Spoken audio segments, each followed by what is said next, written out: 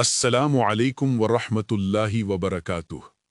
میرے عزیز بھائیوں اور بہنوں، رمضان المبارک ایک ایسا بابرکت مہینہ ہے جس میں ہر مسلمان یہ چاہتا ہے کہ وہ ایسا عمل کرے جو اللہ تعالیٰ کو سب سے زیادہ پسند ہو۔ اکثر لوگ یہ سوال کرتے ہیں کہ رمضان میں کون سے ایسے اعمال ہیں جنہیں اگر ہم اپنی زندگی کا حصہ بنا لیں تو ہمارا رمضان واقعی کامیاب ہو سکتا ہے۔ اسلامی تعلیمات میں ایک حدیث میں 4 ایسے اعمال کا ذکر ملتا ہے جنہیں رمضان کے مہینے میں خاص طور پر کثرت کے ساتھ کرنا چاہیے۔ آئیے ان 4 اہم اعمال کو سمجھتے ہیں۔ پہلا عمل، کلمہ طیبہ کی کثرت۔ رمضان کے مہینے میں سب سے افضل ذکر کلمہ طیبہ ہے۔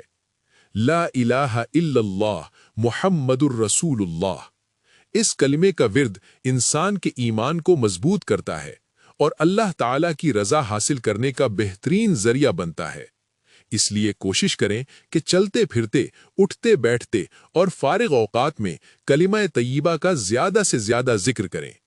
یہ ایک ایسا ذکر ہے جو دل کو سکون دیتا ہے اور انسان کو اللہ کے قریب کر دیتا ہے۔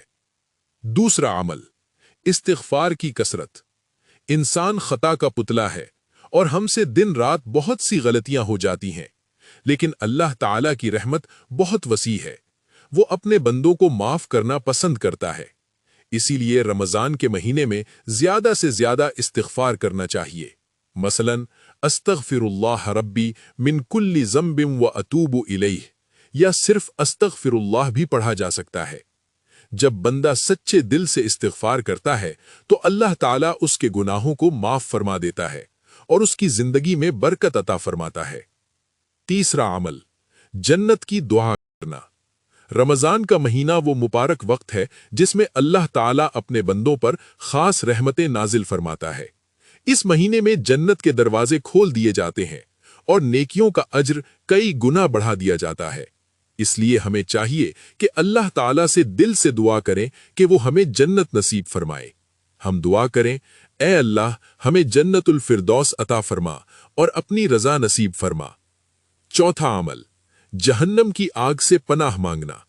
جس طرح ہم جنت کے طلبگار ہیں، اسی طرح ہمیں جہنم کی آگ سے بھی اللہ کی پناہ مانگنی چاہیے۔ انسان کا اصل مقصد یہی ہونا چاہیے کہ وہ اللہ تعالیٰ کی ناراضگی اور جہنم کے عذاب سے بچ جائے۔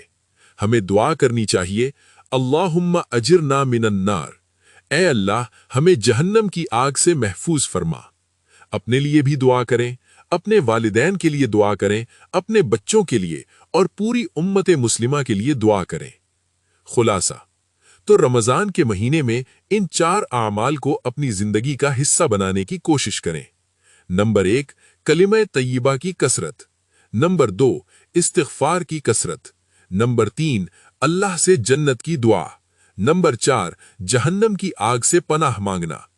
اگر ہم یہ 4 اعمال اخلاص کے ساتھ کرتے رہیں تو امید ہے کہ ہمارا رمضان واقعی بابرکت اور کامیاب ہو جائے گا۔ آخر میں ایک گزارش ہے کہ جب بھی آپ دعا کے لیے ہاتھ اٹھائیں تو اپنے ساتھ پوری امت مسلمہ کے لیے بھی دعا کریں۔ اگر آپ کو یہ اسلامی پیغام مفید لگے تو اسے دوسروں تک ضرور پہنچائیں، اور مزید اسلامی معلومات اور روحانی پیغامات کے لیے ہمارے چینل سکون قلب کو ضرور سبسکرائب کریں۔